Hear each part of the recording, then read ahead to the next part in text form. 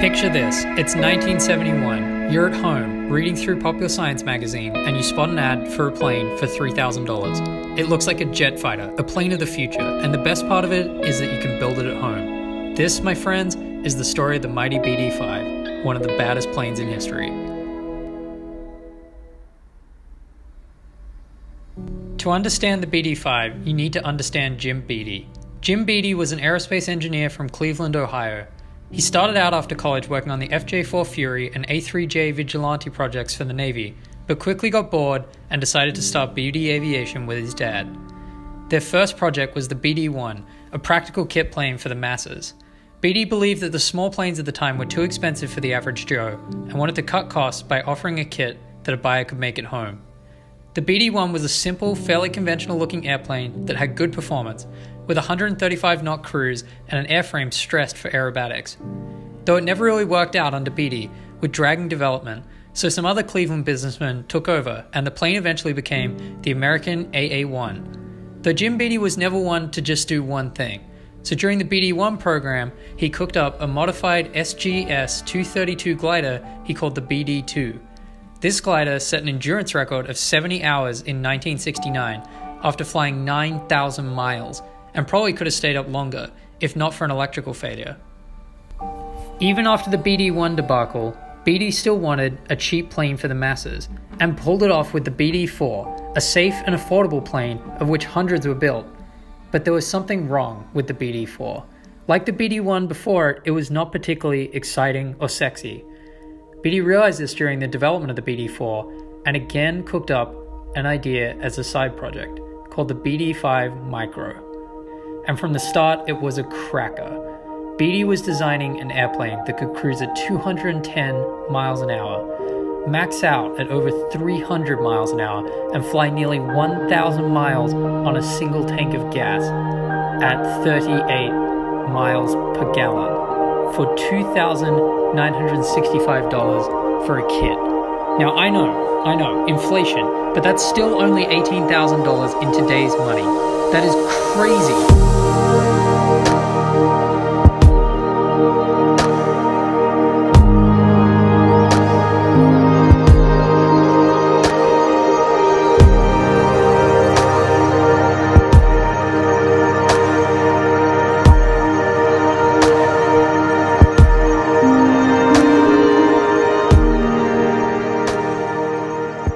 By September 1971, the team had flown a prototype of the BD-5, the N500 BD, but its V-tail design was not particularly stable and the fiberglass fuselage was tricky to redesign.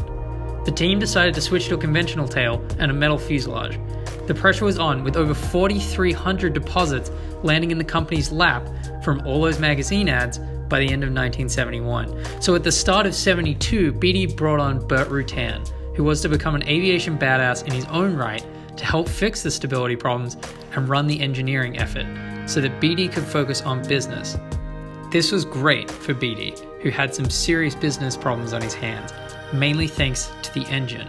The BD-5 needed a small, light, cheap, and reliable engine, which was a pretty hard thing to obtain.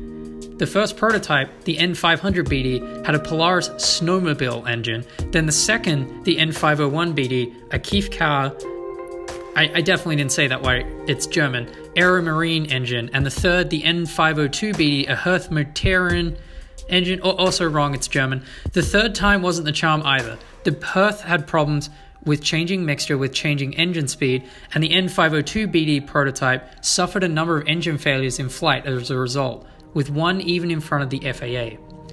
By the middle of 1973, Beattie was ready to go into production, with a complete design and production tooling set up. The engines were the only thing holding up the show, so the company gave the option of receiving an engineless kit. The builders weren't all that happy, having waited over 2 years since laying down a deposit, but a lot of them said, "Sure, Beattie, we're down," and the little planes started shipping. But a year later, Herth went bust, and Beattie was yet again left hunting for an engine. The best he found was the Japanese Zenoa engine, which ended up having a lengthy development time. At this point, after having shipped 5,100 kits, Beattie's company was flat out of cash. The bankruptcy became official years later. but the company had done an incredible job of hanging on and supporting customers before then. While the company died, Beattie left the world with something super exciting, and you have to give him credit for that. A handful of builders didn't sell or leave their kits to collect dust like most of them, but instead cranked through finishing the incomplete kit, leading to around the 150 airworthy examples left today.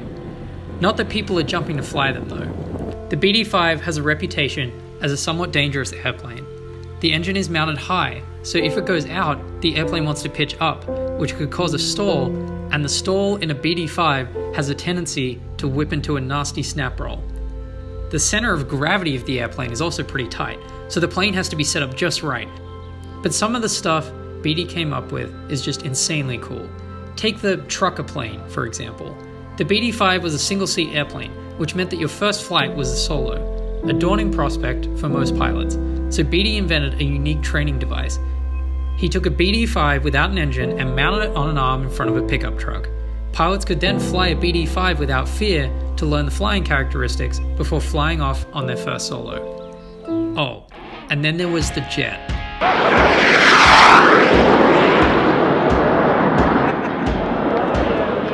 When the new Hearth engine in the N502 BD was being tested, Beattie decided to see what a jet version of the BD-5 would look like, creating the BD-5J, where the J stands for Badass Motherfrickin' Jet.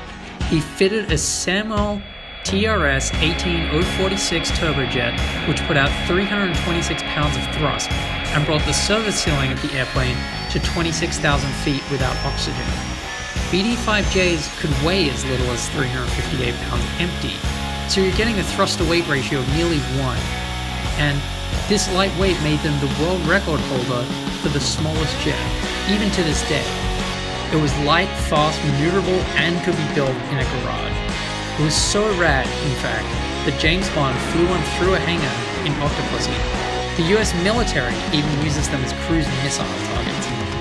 Sadly, Jim Beattie passed away in 2015, but his little airplane still lives on. The BD-5 started as a wild dream, but it turned into a reality thanks to the persistence of Beattie. It's a truly American story of making a crazy invention real.